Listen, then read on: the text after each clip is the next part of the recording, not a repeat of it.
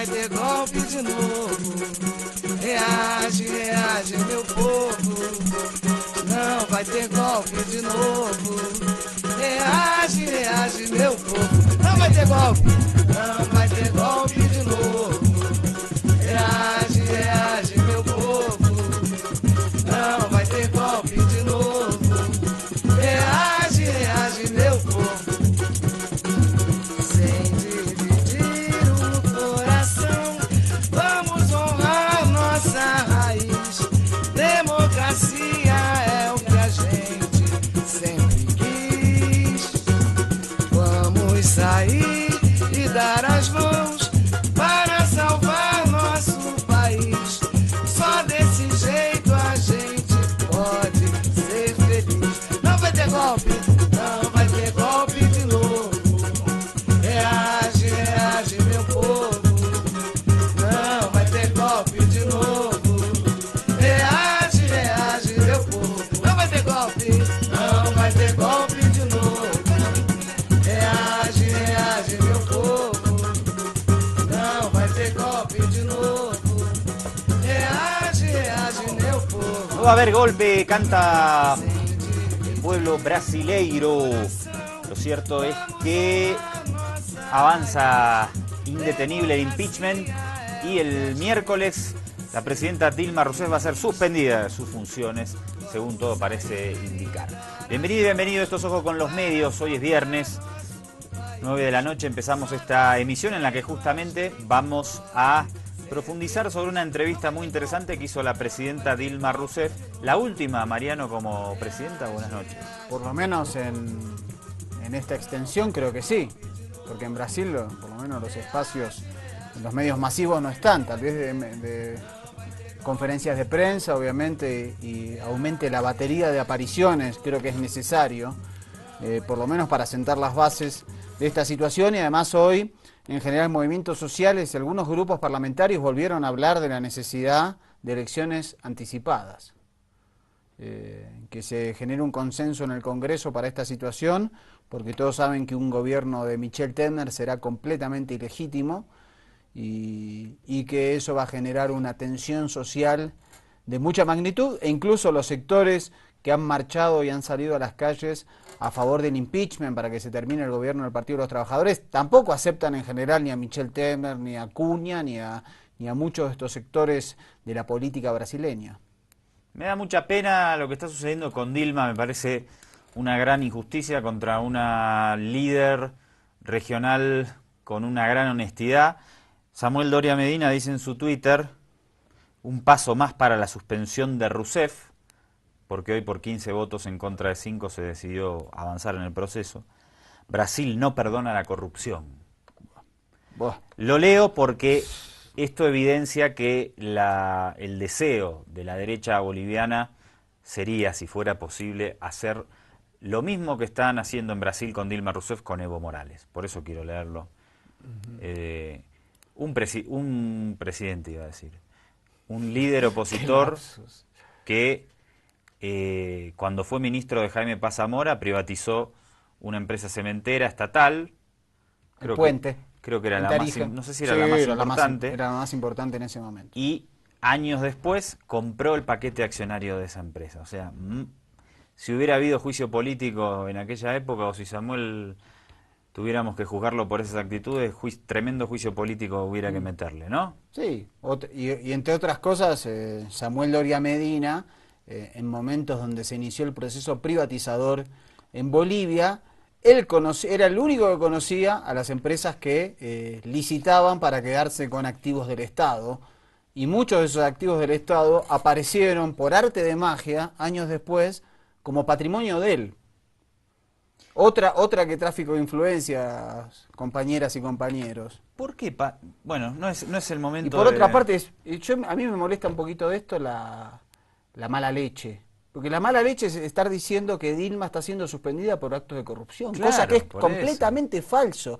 Y hay gente que insiste y dice que Dilma está siendo separada de su cargo por el caso Lavallato o Petrolao, depende como quiera llamárselo, y la presidenta Dilma Rousseff no aparece en las investigaciones, no tiene cuentas en el exterior, no tiene acusaciones por actos de corrupción, las únicas acusaciones que tiene son de personajes completamente oscuros, bajo figuras muy extrañas dentro de la justicia, como es la del arrepentido, y amplificado por revistas como Bella, como televisoras como Globo, como como Estoy, o como TV Récord, que es de los evangelistas. Entonces hay que ser más preciso con la información, por favor. Yo quiero resaltar una vez más. Samuel Doria Medina dice: Brasil no perdona la corrupción, con eso justifica el golpe institucional contra Dilma Rousseff, y él, siendo ministro de Estado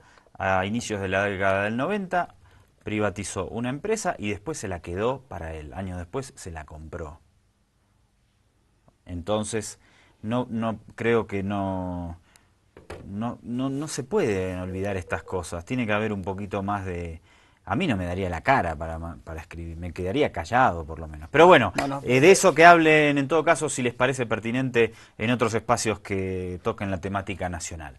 Nosotros vamos a poner en escena hoy una entrevista muy interesante que dio Dilma Rousseff con Telesur, y antes vamos a hablar un poquito de Argentina, por un mensaje que tenías por ahí. Tenemos un mensajito porque muestra un poquito cómo es el panorama de los medios de comunicación hoy en muchos países, en este caso particular en Argentina. Perdóneme, Mariano, saludamos a todos quienes nos ven fuera de Bolivia a través de las redes sociales. En Argentina nos están sintonizando muchas personas por el tema de las dificultades que hay a nivel mediático para escuchar otras voces. Así que saludamos a toda la gente que nos ve en Argentina y también en el resto de la región. Dale. Sí, y antes, justo como nombrás Argentina, ¿te acordás que Leonel Lacazette nos había pedido una valoración sobre los dos modelos? Sí. Bueno, agradeció, vio el programa, dice: gracias por la valoración que hicieron sobre mi inquietud. Ayer escuché el programa, me quedo con la definición de hegemonía y contrahegemonía que dieron, y les mando un gran abrazo. Así que le agradecemos a Lionel, también le contestamos, tratamos de contestarles a todos personalmente por si no nos escucharon en el programa o por si se nos pasa. Y en este caso, Mar Peralta nos cuenta... también desde Argentina. Desde Argentina, sí, que mañana por hoy, una gran movilización en La Plata, esto es en la provincia de Buenos Aires, por el boleto gratuito para la educación pública. Dice: los medios locales no hablan del tema. El recorte al presupuesto, sobre todo los tarifazos que afectan al sector, evidencia un claro movimiento de la élite para restringir el acceso a la enseñanza superior. Quería pedirles si pueden hablar del tema. La semana pasada se hizo un gran abrazo a la educación pública en todas las plazas de las localidades de Argentina, en la UBA, que es la Universidad de Buenos Aires, y que tuvo un premio hace un mes atrás diciendo que es la universidad más prestigiosa en habla hispana, la más de mejor calidad. Declaró públicamente que el presupuesto no le alcanza, y efectivamente le aumentaron 0 de presupuesto, pero los medios ignoran y no reproducen lo que realmente pasa por la hegemonía que ejerce el oficialismo en los medios de comunicación. Desde ya, muchas gracias y excelente programa. No es el primer mensaje que recibimos pidiendo que contemos cosas, en este caso de Argentina, porque en Argentina se están restringiendo los espacios. Bueno, de más está decir que si vos nos ves desde Perú, desde Chile, mucha gente nos ve en Chile, desde Brasil, alguna gente más allá de las barreras idiomáticas también nos sintoniza de allá, o desde Bolivia y querés pedirnos que tratemos algún tema regional o internacional, están abiertas nuestras vías de comunicación, el YouTube, el Twitter, el Facebook, estamos en todos lados con el nombre, obviamente, de Ojo con los Medios. La semana que viene entonces hablamos un rato de este tema del boleto estudiantil en Argentina, de lo que sucedió en La Plata, te lo vamos a mostrar. Además, esto tiene un gran simbolismo que ya en su momento te lo vamos a contar y contextualizar mejor. Ahora nos vamos a Brasil. Comisión del Senado recomienda el juicio político y el miércoles ya está establecida la fecha en la que se va a definir. Esto es... Miércoles, aparentemente. Miércoles. Sí. ¿Dije mal? Ah, perdón. Creo que dije. Sí, no sé, sí que... Tal vez no dije, a veces me confundo y no sé lo que digo. La mayoría de las veces que estoy al aire en vivo. Miércoles 11 sería. Miércoles 11. Miércoles 11 seguro van a suspender a Dilma Rousseff. Vamos a ver una notita de AFP en 1 minuto y 14 segundos. El proceso contra la presidenta brasileña Dilma Rousseff avanza en el Senado. Una comisión especial aprobó el viernes por holgada mayoría recomendar al plenario que someta un juicio de destitución a la mandataria. Resultado oficial: sim 15, não 5. Declara encerrada a votação. Si el pleno de 81 senadores aprueba el juicio la próxima semana, Rousseff debe dejar el poder por hasta 180 días mientras se tramita el proceso y llega la sentencia definitiva. La presidenta seguía en tanto con sus actividades oficiales. Insistió más temprano en que es víctima de un golpe parlamentario y prometió resistir. Eu tenho a disposição de resistir. Tengo la disposición de resistir y resistiré hasta el último día. Y quiero decirles que agradezco el hecho de que saben lo que está ocurriendo. Que os senhores sabem o que está acontecendo. La oposición acusa a la presidenta de haber cometido un crimen de responsabilidad al utilizar préstamos de bancos estatales para ocultar déficit presupuestarios en 2014 y 2015. Ahí está la nota introductoria y ahora pasamos a la entrevista a profundidad. La tenemos dividida en 4 o en 3. En 3. Lo último En es 3. una valoración que hizo previa a ingresar a la entrevista, que muestra también, me parece, por qué este ensañamiento con la presidenta Dilma. Vamos a ver la primera parte y lo interesante acá va a ser, la entrevista es con Ernesto Villegas, un reconocido periodista venezolano, para Telesur. Ernesto también fue ministro de Comunicación en su momento del gobierno bolivariano. Lo interesante en esta primera parte es la explicación de los cargos que están en contra suya para llevar adelante y concretar este impeachment, este juicio político. Dale. De entrada, Presidenta, ¿cómo se siente usted ante este proceso de juicio político que ha tomado cuerpo en Brasil en contra suya? Me siento injusticiada. ¿Por qué me siento injusticiada? Porque este es un proceso que es un proceso del presidencialismo, y en el presidencialismo no hay lugar, no queda lugar para juicios políticos a presidentes. En el caso de Brasil, cualquier proceso de alejamiento de un presidente tiene que ser un proceso de impeachment con un delito de responsabilidad. No basta un recelo político, es necesario que exista una base jurídica, un delito. Y en este caso lo que caracteriza que es un proceso golpista de retirada de un presidente electo por 54 millones de votos es el hecho de que no exista una base jurídica. ¿Y qué sería esta base jurídica? No me están acusando de un delito de corrupción porque no lo he cometido. No tengo cuentas bancarias en el extranjero, no tengo procesos contra mí por haberme aprovechado de cualquier aspecto, haber sacado ventaja de cualquier aspecto del gobierno. Se trata de una discusión sobre cuentas públicas, sobre administración presupuestaria. Este tipo de administración no es base para alejar a un presidente de la República de su condición de jefe del Ejecutivo, jefe de gobierno y jefe de Estado. Vea usted que en el parlamentarismo sí es posible alejar a un presidente por un recelo político, por una falta de confianza, y un presidente puede disolver el parlamento y convocar nuevas elecciones generales. En el presidencialismo este tipo de procedimiento no existe, porque quien llega a la presidencia de la República llega a través del voto mayoritario de la población y no un voto proporcional como pasa en el caso de los diputados o senadores que actúan en el régimen parlamentarista. Entonces, ¿qué está pasando? ¿Qué está en marcha en Brasil? Desde el principio de mi segundo mandato, la oposición quedó algo infeliz, bastante infeliz por haber perdido esta elección, y esta infelicidad se ha transformado en un intento de alcanzar el gobierno, no a través de las vías electorales. En primer lugar, ¿qué han hecho? Han pedido el reconteo de los votos. Lograron hacer este reconteo y se demostró que había ganado efectivamente las elecciones. Después pidieron una auditoría, una verificación de las urnas electrónicas. Pasó lo mismo.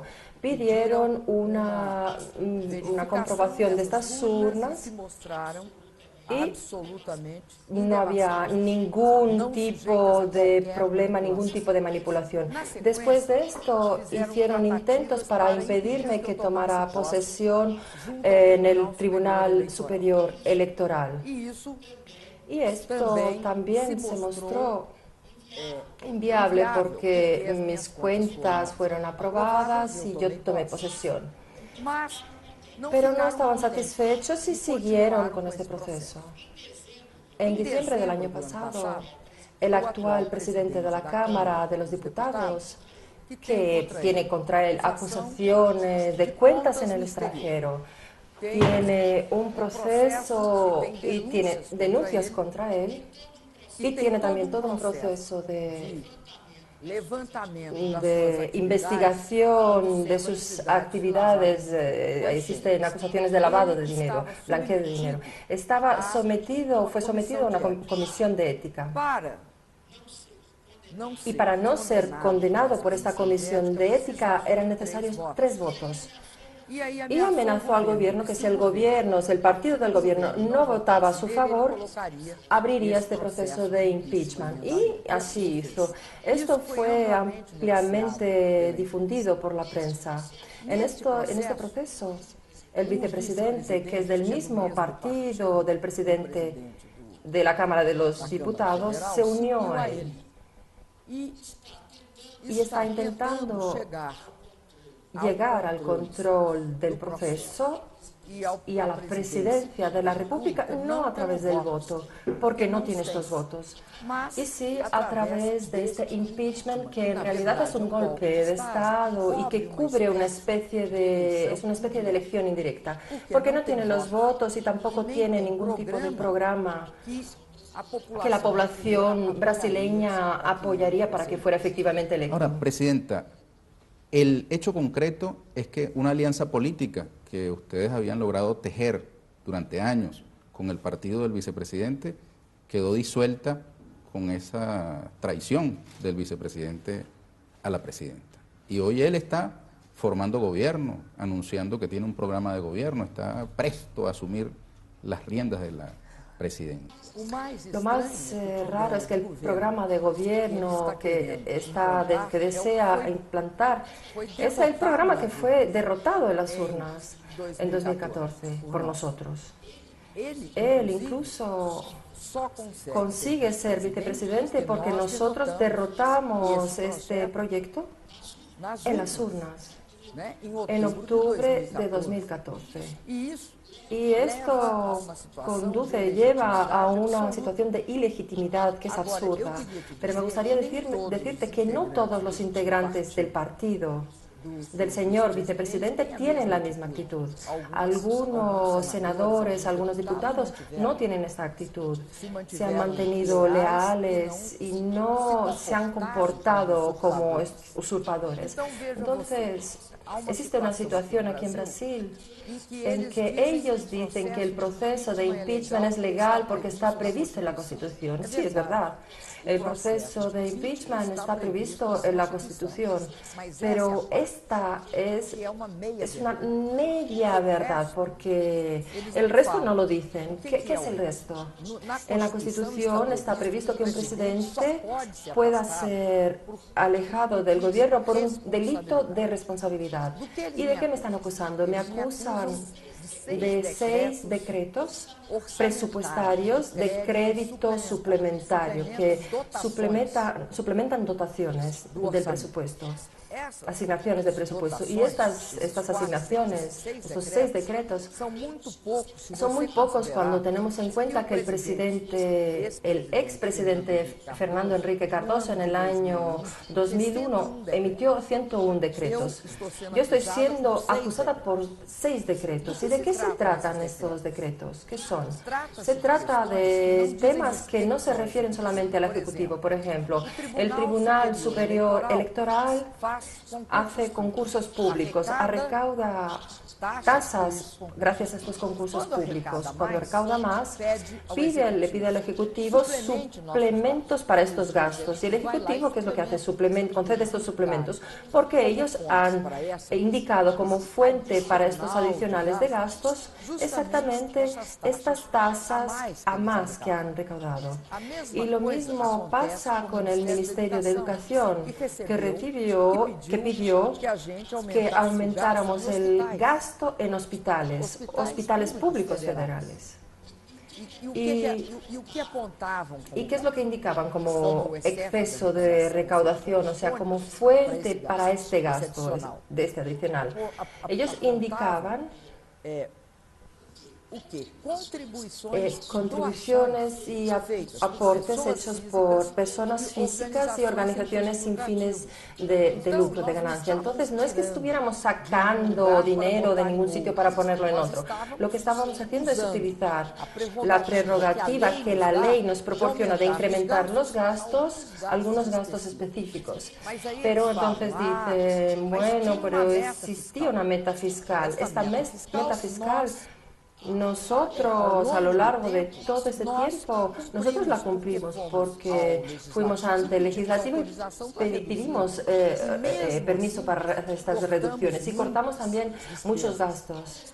Al mismo tiempo nos acusan, por ejemplo, de realizar un exceso de subvenciones al plan Safra, que es un plan de la agricultura brasileña.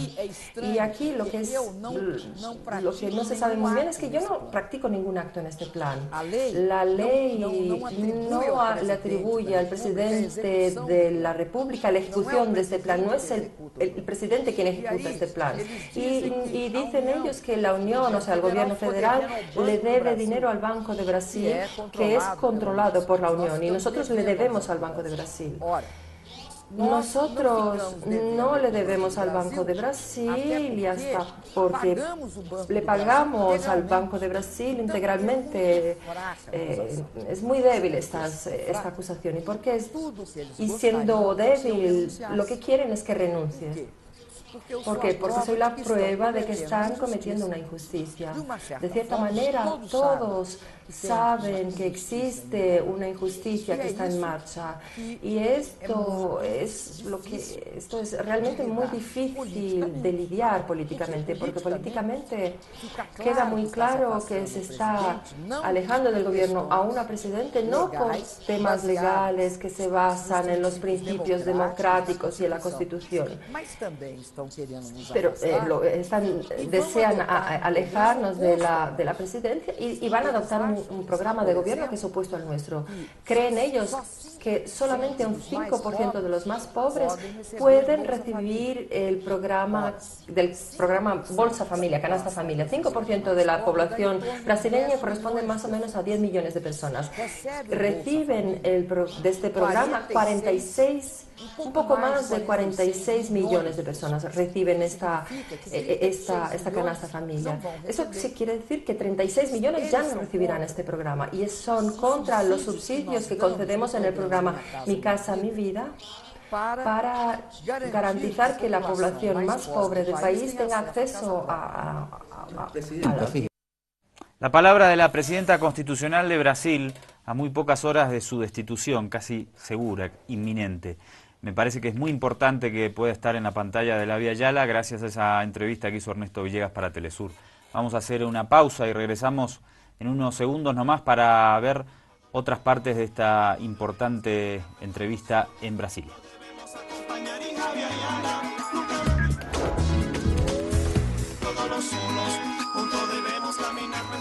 Esto fue antes de iniciar la entrevista. Segundo bloque hoy dedicado a también nuestra presidenta Dilma Rousseff, que habló de Hugo Chávez un ratito antes de iniciar la entrevista formal, ¿no? Sí, le preguntaron sobre el comandante Hugo Chávez, su relación, su pensamiento, cómo es su vínculo, cómo lo recordaba. A ver. A mí me gustaba mucho Chávez. Conversé mucho con él. Me gustaba hablar de todo con él. Além de ser grande líder político, era ser humano extremamente generoso. Además de ser un gran líder político y un ser humano extremadamente generoso, de un gran corazón. Y una alegría que yo acho que Chávez tenía una capacidad y una gran alegría propia de personas muy especiales. como lo extraña, eu tenho saudades. Acho que é uma perda. Chávez é uma perda. Lo extraño mucho. Fue una pérdida. Chávez fue una pérdida porque fue muy generoso, no solo con el pueblo venezolano. Ele foi generoso com a América Central, com o Caribe. Fue generoso con América Central, con el Caribe, con toda la población, Careciam, por exemplo, de petróleo. con todos los estados que carecían de petróleo. Por ejemplo, Chávez fue un líder muy generoso. A gente não tinha de concordar. Estar de acuerdo con Chávez en todo para quererlo, porque él fue una persona muy especial. Foi uma pessoa especial. El recuerdo de Dilma Rousseff para Hugo Chávez, nuestro Bolívar del siglo XXI. Sin duda. Bueno, vamos a seguir. ¿De qué habla en lo que viene, doctor? Habla de... Algo importante. Sí, señala que estos golpes, este golpe parlamentario que se produce en Brasil no es solo contra Brasil, sino también que es un golpe contra todos aquellos gobiernos que iniciaron procesos de redistribución de la riqueza y que incluyeron a las mayorías sojuzgadas dentro del Estado de Derecho, y también exculpó a los Estados Unidos ante la pregunta de Villegas si esta nación estaba teniendo algún tipo de injerencia en este armado de golpe que se realizó a través del Parlamento, y en este caso la presidenta dijo que no. Vamos a verlo, dale.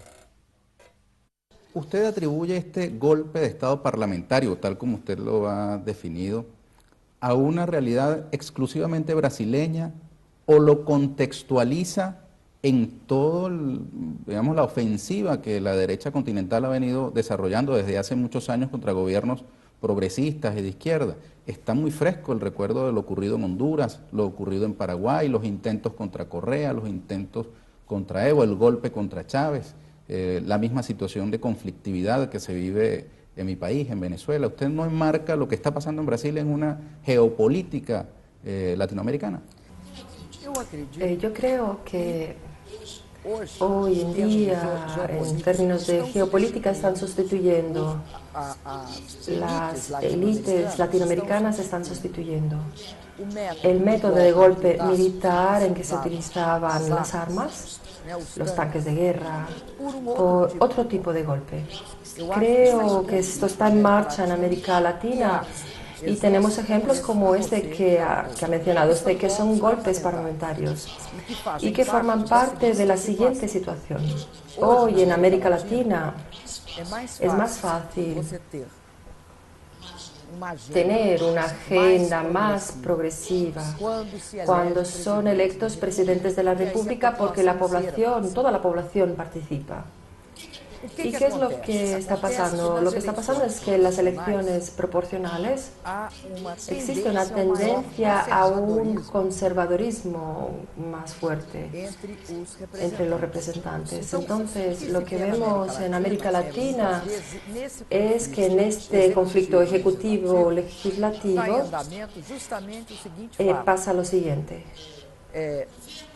Los gobiernos electos por la mayoría de los votos populares y que provocan un desconfort y el acceso a determinadas fuerzas políticas están siendo blanco de un avance, de una acción derrocada a través de mecanismos aparentemente democráticos que son utilizados exactamente para sacar a estas representaciones de la dirección del Poder Ejecutivo y sustituirlas por gobiernos que van a cambiar esta orientación. Entonces no se trata solamente de un golpe contra la democracia, es un golpe contra la democracia sobre todo, pero es un golpe también contra todos los procesos de incremento de la inclusión social en América Latina, aumento de desarrollo de las políticas sociales, la garantía incluso de ciertas políticas que fomentaban el crecimiento y el desarrollo de los sectores industriales y agrícolas. ¿Y qué es lo que está pasando? Estamos enfrentando un momento de crisis del capitalismo, de crisis. Y esta crisis empezó en los países más desarrollados. Empezó con la bancarrota del banco Lehman Brothers. En el año de 2003 hasta ahora existe una desaceleración de las economías emergentes, de las economías en desarrollo. Y esto está muy claro que está pasando. Sea debido a la caída del precio de las commodities, del precio del petróleo, de los minerales. Todas las economías emergentes empezaron a sentir a partir de este momento, la mitad más o menos de 2013-14, empezaron a sentir las consecuencias de esta crisis.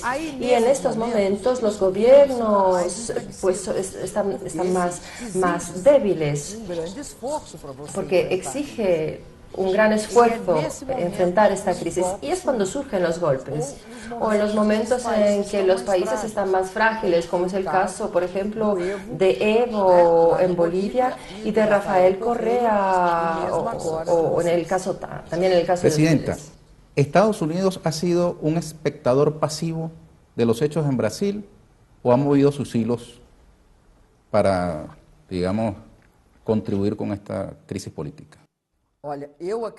Creo que no podemos atribuirle a los Estados Unidos una participación en este proceso en Brasil de ninguna manera.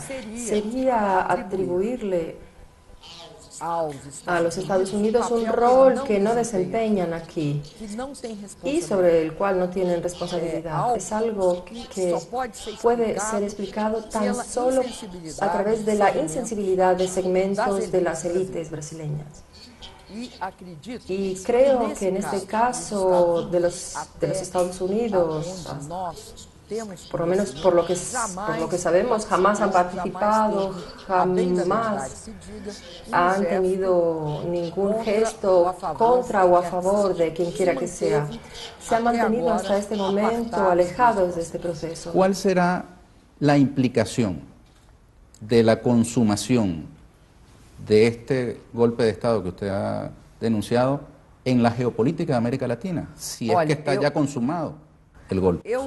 Creo que el golpe no se ha consumado y lo que creo y mi lucha es para que no se consuma. Nosotros aceptamos la democracia y las reglas democráticas. Vamos a luchar dentro de estas reglas y creemos que tenemos condiciones de alterar esta situación. Creo que las consecuencias son muy graves para Brasil, son muy graves porque el proceso de democracia en Brasil fue un proceso de lucha muy intensa.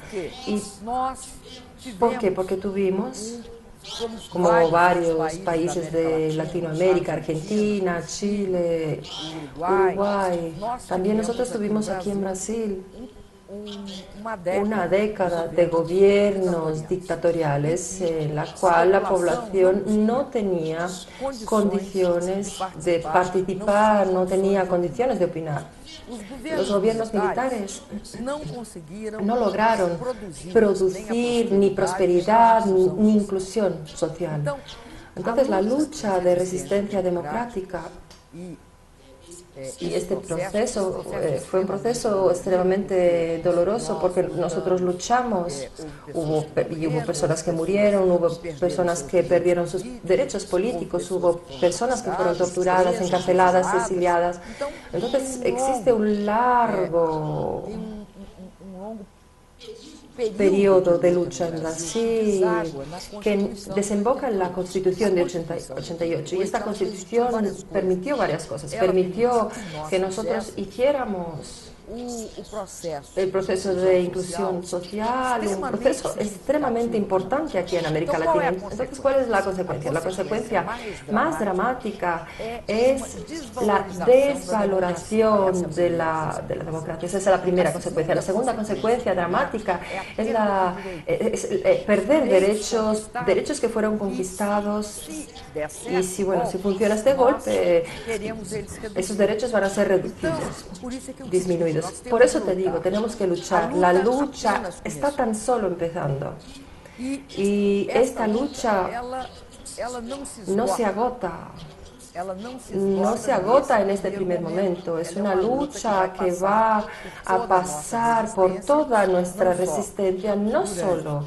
Vamos a suponer que no se ha alejado del gobierno. De ahora en adelante tenemos que luchar y estar cada vez más alertando al país ante el hecho de que tenemos que construir la gobernabilidad. Es imposible, por ejemplo, que un Congreso, este Congreso es extremadamente estagnado, paralizado porque el presidente de la Cámara no deja que las comisiones que aprueban las leyes no les deja funcionar. Al mismo tiempo, en el caso en que el proceso sea negativo en este primer momento, vamos a luchar durante 180 días para que no se concretice.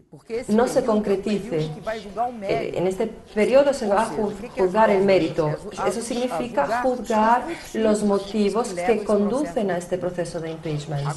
Es necesario, nosotros creemos que es necesario que una característica que tenemos que estar muy atentos es que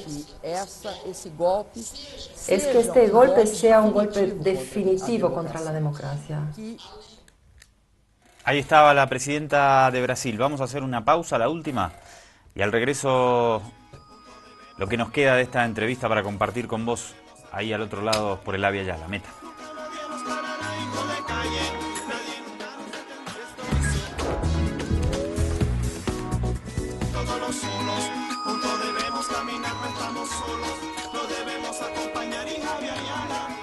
Bueno, hoy es un viernes de homenaje para nuestra presidenta Dilma Rousseff. Ya nosotros nos vamos y les vamos a dejar con la última parte de la entrevista, doctor. Así es, hecha en Telesur, una entrevista larga por Ernesto Villegas, interesante para escuchar el descargo en media horita de la presidenta. Pero antes le propongo algo. Maduro, hágame un favor. Póngame esta foto para que la analicemos un segundo. No importa si nos demoramos unos segunditos. ¿Puede enfocar ahí? Esa es Dilma Rousseff hace más de 40 años.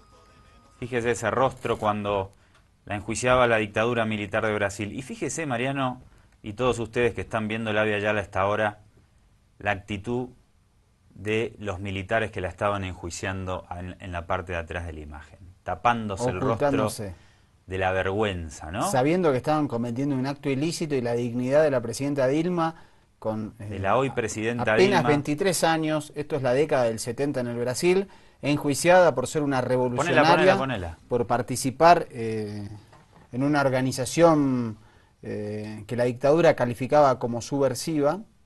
Tuvo 3 años en esas mazmorras, fue torturada, y hoy en cierta manera el pago que le da la democracia brasilera es demencialmente atroz. Que No sé si es la democracia, doctor. No sé si es la democracia. Bueno, esa misma actitud... La democracia de Brasil, lamentablemente sí, porque son representantes del pueblo, quienes están haciendo este acto ilícito, ¿no? Un segundo más, porfa, con esa imagen, porque creo que esa misma vergüenza que tuvieron esos militares para enjuiciar a esa joven luchadora, en algún punto la tienen que tener hoy quienes están impulsando y consolidando el juicio político contra la actual presidenta. Esa joven que ves en pantalla, más de 40 años atrás, una luchadora de mucho tiempo. Queríamos darle este homenaje a Dilma Rousseff y estoy seguro, Dilma, seguro que no va a ver este programa la presidenta Dilma Rousseff, pero estoy seguro, Dilma, que la historia te absolverá. Doctor, nosotros nos encontramos el lunes acá. Un abrazo grande, que pases un excelente fin de semana. Somos Mariano Vázquez y Andrés Allari de este lado. Chau, chau. Leyendo sobre el juicio que le hicieron a usted cuando jovencita militaba en una organización revolucionaria de izquierda y pasó algo parecido, no le pudieron probar un delito concreto, una participación concreta en algún hecho armado, sin embargo igual la sentenciaron. Sí, sin embargo me sentenciaron. Sí, sin embargo me sentenciaron. En ese momento, en esa época, intentaban hacer esto.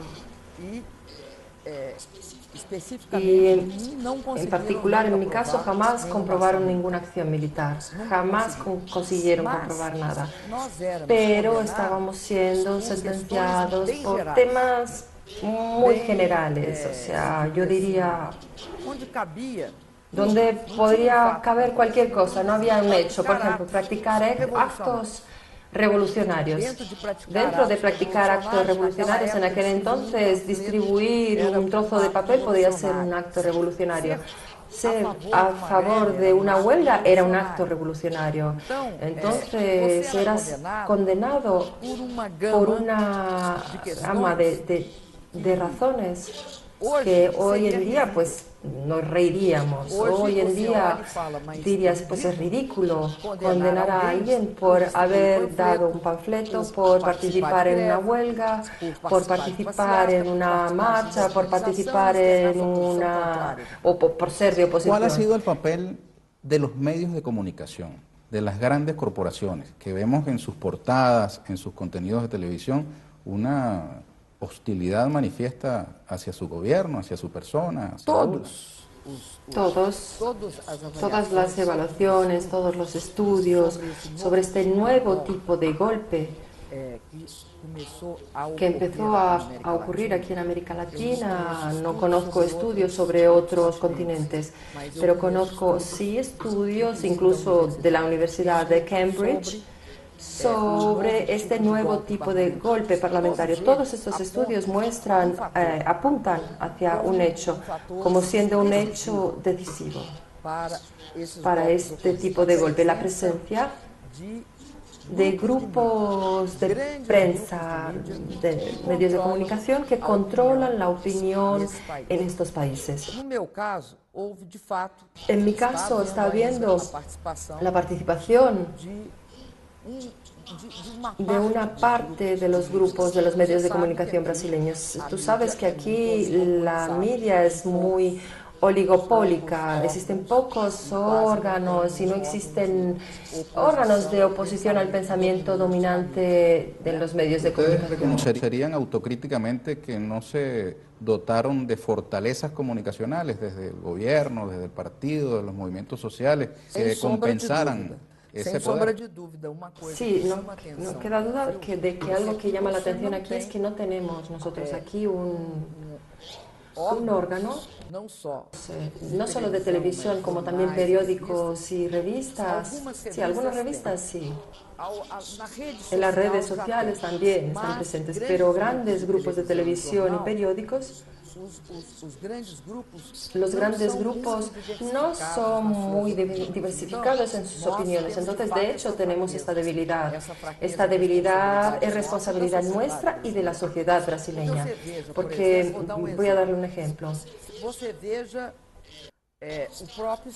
Los Estados Unidos tenemos diferentes tipos, diferentes gamas, Fox News y New York Times.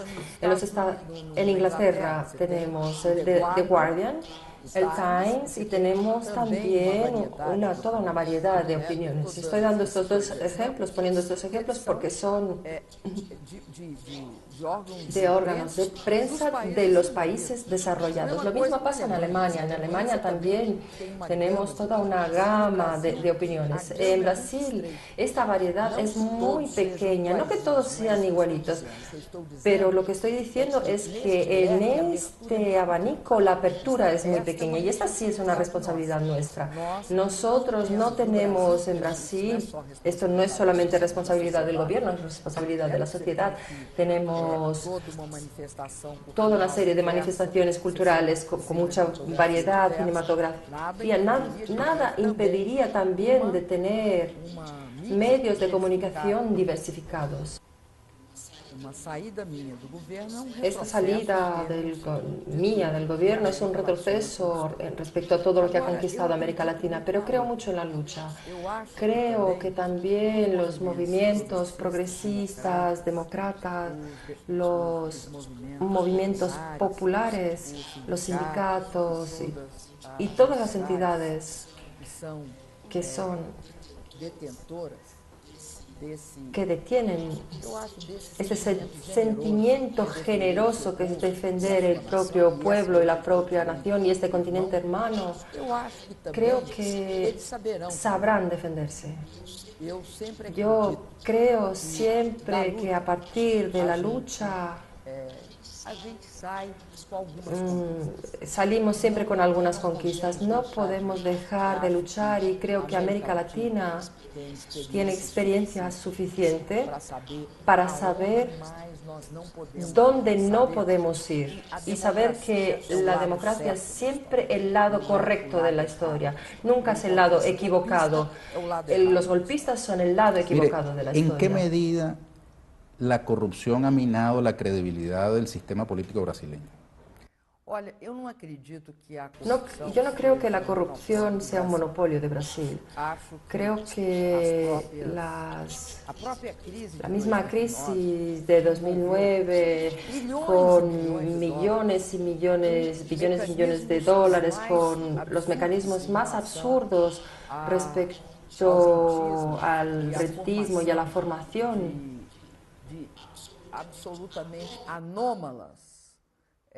de situaciones anómalas, de productos financieros anómalos. Ese fue un momento en que hubo una corrupción encubierta. Lo que está pasando en Brasil es que se ha revelado la corrupción y empezó a ser un instrumento de combate entre diferentes grupos, de lucha entre estos grupos. Y hoy tenemos un proceso que es al mismo tiempo positivo, que es la lucha contra prácticas de corrupción que empobrecen el país, que crean daños a la población. Pero por otra parte tenemos grupos que utilizan esto a su favor y en Brasil hacen algo que se llama vazamento. ¿Qué sería este vazamento? Es difundir informaciones, se pone en la prensa una hipótesis. Y esa hipótesis empieza a ser la verdad. Y con eso desmoralizas a personas. Con esto condenas. Antes de abrir un proceso, no das el derecho de defensa. Y después, cuando se comprueba que aquello no era verdad, aquella persona ya ha sido completamente desmoralizado. Entonces, estos dos procedimientos son contradictorios y están en marcha en Brasil. Sea este, saludable, que es el de lucha contra la corrupción, como también ese que es el de utilizar la corrupción con otras finalidades, principalmente en esta lucha ideológica. Te agradezco por tu atención y me gustaría decirte que ha sido un enorme gusto para mí poder concederte esta entrevista. Yo le agradezco mucho, Presidenta. Solamente quería terminar con lo siguiente. Usted vio las intervenciones de los diputados, ¿verdad? En el Congreso brasileño, que dieron la vuelta al mundo y votaron invocando a Dios, algunos, a sus familias. Alguno incluso le dedicó su voto al coronel torturador, que había incluso torturado a Dilma o dirigió torturas contra Dilma. ¿Qué reflexión le merecen esas intervenciones? ¿Cuál fue la que más le impactó? ¿Cuál fue la mejor? ¿Cuál fue la peor? Terminamos con eso. Te voy a decir algo. Esta caridad de las intervenciones comprueba lo siguiente. Ya que no lograban poner por explícito mi culpa, tuvimos que vivir este momento extremadamente vergonzoso para Brasil, que fue aquella bajísima calidad de declaraciones que nos avergonzó a todos nosotros y que me gustaría decirte que el pueblo brasileño no es aquello. Muchas gracias, Presidenta. Fue un placer.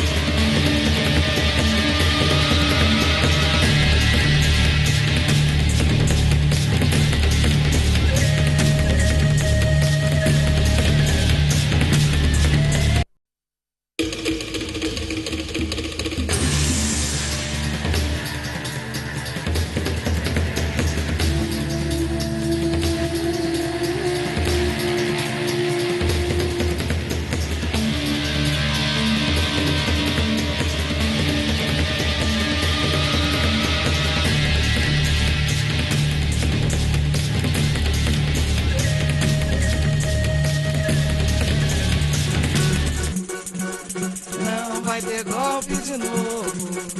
Reage, reage, meu povo. Não vai ter golpe de novo. Reage, reage, meu povo. Não vai ter golpe, não vai ter golpe de novo. Reage, reage, meu povo. Não vai ter golpe de novo. Reage, reage, meu povo. Sem dividir o coração, vamos honrar nossa raiz. Democracia é o que a gente sempre quis. Vamos sair e dar as mãos para salvar nosso país. Só desse jeito a gente pode ser feliz. Não vai ter golpe, não vai ter golpe de novo. Reage, reage, meu povo. Não vai ter golpe de novo. Reage, reage, meu povo. Não vai ter golpe, não vai ter golpe de novo. Reage, reage, meu povo. Não vai ter golpe de novo. Reage, reage, meu povo. No va a haber golpe, canta... Sobre los dos modelos. Bueno, agradeció, vio el programa, dice gracias por la valoración que hicieron sobre mi inquietud. Ayer escuché el programa, me quedo con la definición de hegemonía y contrahegemonía que dieron y les mando un gran abrazo, así que le agradecemos a Lionel, también le contestamos, tratamos de contestarles a todos personalmente por si no nos escucharon en el programa o por si se nos pasa. Y en este caso, Mar Peralta nos cuenta... también desde Argentina. Desde Argentina, sí, que mañana por hoy, una gran movilización en La Plata, esto es en la provincia de Buenos Aires, por el boleto gratuito para la educación pública. Dice, los medios locales no hablan del tema. El recorte al presupuesto, sobre todo los tarifazos que afectan al sector, evidencia un claro movimiento de la élite para restringir el acceso a la enseñanza superior. Quería pedirles si pueden hablar del tema. La semana pasada se hizo un gran abrazo a la educación pública en todas las plazas de las localidades de Argentina, en la UBA, que es la Universidad de Buenos Aires, y que tuvo un premio hace un mes atrás diciendo que es la universidad más prestigiosa en habla hispana, la más de mejor calidad. Declaró públicamente que el presupuesto no le alcanza, y efectivamente le aumentaron 0 de presupuesto, pero los medios ignoran y no reproducen lo que realmente pasa por la hegemonía que ejerce el oficialismo en los medios de comunicación. Desde ya, muchas gracias y excelente programa. No es el primer mensaje que recibimos pidiendo que contemos cosas, en este caso de Argentina, porque en Argentina se están restringiendo los espacios. Bueno, de más está decir que si vos nos ves desde Perú, desde Chile, mucha gente nos ve en Chile, desde Brasil, alguna gente más allá de las barreras idiomáticas también nos sintoniza de allá, o desde Bolivia y querés pedirnos que tratemos algún tema regional o internacional, están abiertas nuestras vías de comunicación. El pueblo brasileiro, lo cierto es que avanza indetenible el impeachment y el miércoles la presidenta Dilma Rousseff va a ser suspendida de sus funciones, según todo parece indicar. Bienvenido y bienvenido a Estos Ojos con los Medios. Hoy es viernes, 9 de la noche, empezamos esta emisión en la que justamente vamos a profundizar sobre una entrevista muy interesante que hizo la presidenta Dilma Rousseff, la última, Mariano, como presidenta. Buenas noches. Por lo menos en esta extensión creo que sí, porque en Brasil por lo menos los espacios, los medios masivos no están, tal vez de conferencias de prensa, obviamente, y aumente la batería de apariciones, creo que es necesario, por lo menos para sentar las bases de esta situación. Y además hoy, en general, movimientos sociales, algunos grupos parlamentarios volvieron a hablar de la necesidad de elecciones anticipadas, que se genere un consenso en el Congreso para esta situación, porque todos saben que un gobierno de Michel Temer será completamente ilegítimo y que eso va a generar una tensión social de mucha magnitud, e incluso los sectores que han marchado y han salido a las calles a favor del impeachment para que se termine el gobierno del Partido de los Trabajadores, tampoco aceptan en general ni a Michel Temer, ni a Cunha, ni a muchos de estos sectores de la política brasileña. Me da mucha pena lo que está sucediendo con Dilma, me parece una gran injusticia contra una líder regional con una gran honestidad. Samuel Doria Medina dice en su Twitter: un paso más para la suspensión de Rousseff, porque hoy por 15 votos en contra de 5 se decidió avanzar en el proceso. Brasil no perdona la corrupción. Lo leo. Extrañas dentro de la justicia, como es la del arrepentido, y amplificado por revistas como Bella, como televisoras como Globo, como como Estoy, o como TV Récord, que es de los evangelistas. Entonces, hay que ser más preciso con la información, por favor. Yo quiero resaltar una vez más. Samuel Doria Medina dice: Brasil no perdona la corrupción, con eso justifica el golpe institucional contra Dilma Rousseff, y él, siendo ministro de Estado, a inicios de la década del 90, privatizó una empresa y después se la quedó para él. Años después se la compró. Entonces, no creo que no se puede olvidar estas cosas. Tiene que haber un poquito más de... A mí no me daría la cara para escribir, me quedaría callado por lo menos. Pero bueno, de eso que hablen en todo caso, si les parece pertinente, en otros espacios que toquen la temática nacional. Nosotros vamos a poner en escena hoy una entrevista muy interesante que dio Dilma Rousseff con Telesur, y antes vamos a hablar un poquito de Argentina, por un mensaje que tenías por ahí. Tenemos un mensajito porque muestra un poquito cómo es el panorama de los medios de comunicación hoy en muchos países, en este caso particular en Argentina. Perdóneme, Mariano, saludamos a todos quienes nos ven fuera de Bolivia a través de las redes sociales. En Argentina nos están sintonizando muchas personas por el tema de las dificultades que hay a nivel mediático para escuchar otras voces. Así que saludamos a toda la gente que nos ve en Argentina y también en el resto de la región. Dale. Sí, y antes, justo como nombrás Argentina, ¿te acordás que Leonel Lacazette nos había pedido una valoración? Porque esto evidencia que el deseo de la derecha boliviana sería, si fuera posible, hacer lo mismo que están haciendo en Brasil con Dilma Rousseff con Evo Morales. Por eso quiero leerlo. Un presidente, iba a decir, un líder opositor que cuando fue ministro de Jaime Paz Zamora privatizó una empresa cementera estatal. El Puente. Creo que era la más, no sé si era la más importante. Era la más importante en ese momento. Y años después compró el paquete accionario de esa empresa. O sea, si hubiera habido juicio político en aquella época, o si Samuel tuviéramos que juzgarlo por esas actitudes, tremendo juicio político hubiera que meterle, ¿no? Sí, y entre otras cosas, Samuel Doria Medina, en momentos donde se inició el proceso privatizador en Bolivia, él era el único que conocía a las empresas que licitaban para quedarse con activos del Estado, y muchos de esos activos del Estado aparecieron por arte de magia años después como patrimonio de él. Otra que tráfico de influencias, compañeras y compañeros. ¿Por qué? Bueno, no es el momento. Y por otra parte, a mí me molesta un poquito de esto la mala leche. Porque la mala leche es estar diciendo que Dilma está siendo suspendida por actos de corrupción, claro, cosa que es completamente falso. Y hay gente que insiste y dice que Dilma está siendo separada de su cargo por el caso Lavallato o Petrolao, depende como quieras llamárselo. Y la presidenta Dilma Rousseff no aparece en las investigaciones, no tiene cuentas en el exterior, no tiene acusaciones por actos de corrupción. Las únicas acusaciones que tiene son de personajes completamente oscuros, bajo figuras muy